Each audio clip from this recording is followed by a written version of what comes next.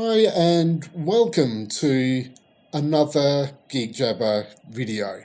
I am Tim. It is rather dark and stormy outside, so if you hear lightning and thunder, that'd be why, and that's why the lighting here isn't ideal, but we shall persevere. We're going to do another installment in our DOSEMBER series of videos, and we're going to have a quick look at a piece of software I have not used since about 1993. It's a piece of desktop publishing software for DOS called PFS First Publisher. And I will admit, compared to modern software, it is very clunky and a little bit difficult to work with, but we shall persevere and try and make something of it. So I'm just going to throw together a sample image, a sample piece of text that came with it, and we'll see what it does. So first things you have to do with this, if you can find your mouse cursor because it likes to hide itself, we need to choose a layout.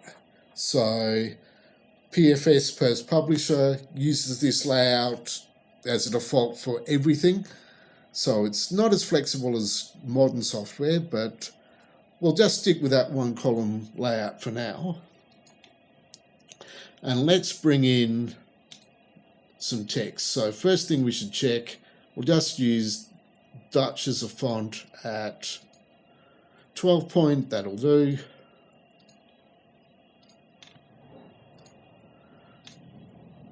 So that's a piece of text that just came with it.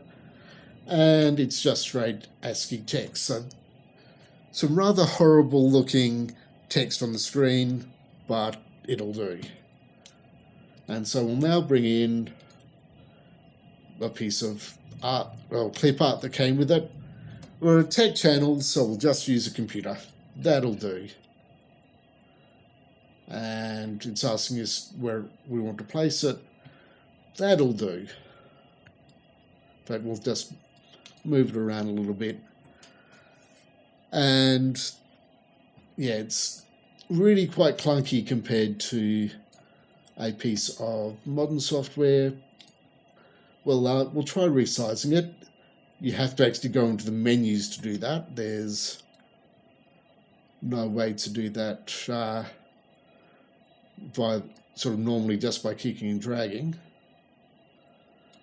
But there we go. We've now got a piece of clip art taking up the entire width of the page.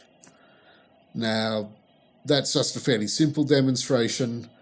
I'm not going to go too much deeper into it because otherwise I end up having arguments with it, trying to work out how it all works.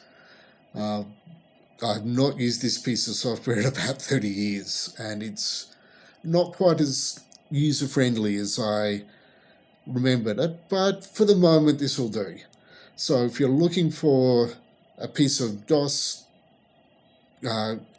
desktop publishing software to wrestle with, this is what we had on DOS. Now this is where I sort of make a comment on nostalgia, because going into this, I never remembered this software being quite this clunky to use, but coming back on it now, yeah, it's just everything is hidden away in menus, whereas now everything is just drag, drop, click, drag, a lot easier to work with. So I think that's part of it as well. I'm used to modern software, and going back to stuff that didn't have the modern interfaces is a bit, it sort of ruins the experience a bit, so to speak, and I'm not surprised that the Mac was the dominant platform for this, because at this point Macs seem to have this right, whereas this is just a little bit difficult to work with. But on that note, I might wrap this up here, just as a quick demonstration.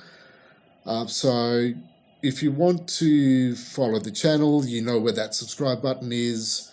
If you want to chat with us on Twitter or on Discord, check the links in the description. And of course, if you want to tell me how much this video sucks, go straight to the comments and I will see you there. Thanks for watching, and I'll see you in the next video.